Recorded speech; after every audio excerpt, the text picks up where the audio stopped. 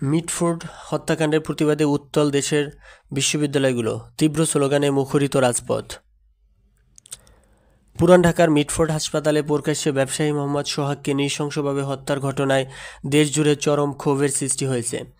Video footage সামাজিক মাধ্যমে viral হওয়ার পর আজ দেশের বিভিন্ন বিশ্ববিদ্যালয়ের শিক্ষার্থীরা রাজপথে নেমে প্রতিবাদে ফেটে পড়েছে।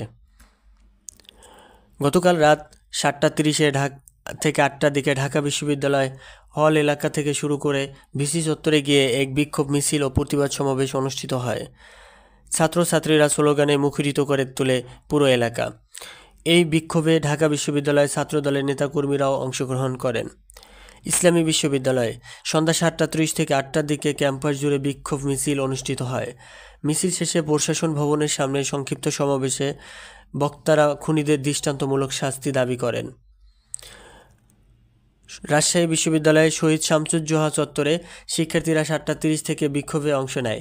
মিছিলটি ক্যাম্পাসের গুরুত্বপূর্ণ অংশ প্রদক্ষিণ করে। জাহাঙ্গীরনগর বিশ্ববিদ্যালয়ে রাত 10টায় সন্ত্রাস বিরোধী ঐক্য ব্যানারে বটতলা থেকে বিক্ষোভ মিছিল শুরু হয়ে ক্যাম্পাস চত্বরে সমাবেশ অনুষ্ঠিত হয়।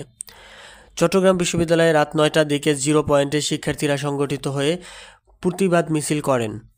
বরিশাল বিশ্ববিদ্যালয়ে রাত 1:05-এর দিকে শিক্ষার্থীরা রাস্তায় নেমে আসে এবং প্রধান সড়ক অবরোধ করে বিক্ষোভ চালায়। কিছু সময় শহরের গুরুত্বপূর্ণ যান চলাচল বন্ধ থাকে। বঙ্গবন্ধু বিজ্ঞান ও প্রযুক্তি বিশ্ববিদ্যালয়ে ছাত্র সমাজ কর্তৃক সড়ক অবরোধ ও প্রতিবাদ মিছিল হয়েছে। জাবিপ্রবি ও খুলনা বিশ্ববিদ্যালয় সহ অন্যান্য ক্যাম্পাসে একই সঙ্গে ক্ষোভ প্রকাশ সহ প্রতিবাদ চলমান রয়েছে।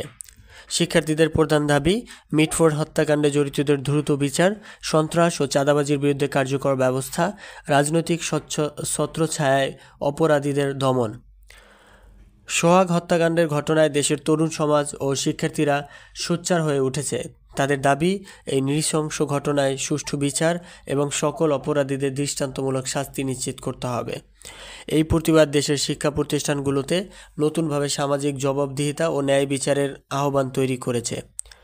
পরবর্তী কয়েকদিনে আরও কর্মসূচি আসতে পারে বলে জানিয়েছে বিভিন্ন ছাত্র সংগঠন। ধন্যবাদ। আমাদের চ্যানেলটি সাবস্ক্রাইব করবেন অ্যান্ড লাইক কমেন্ট করে পাশে থাকবেন।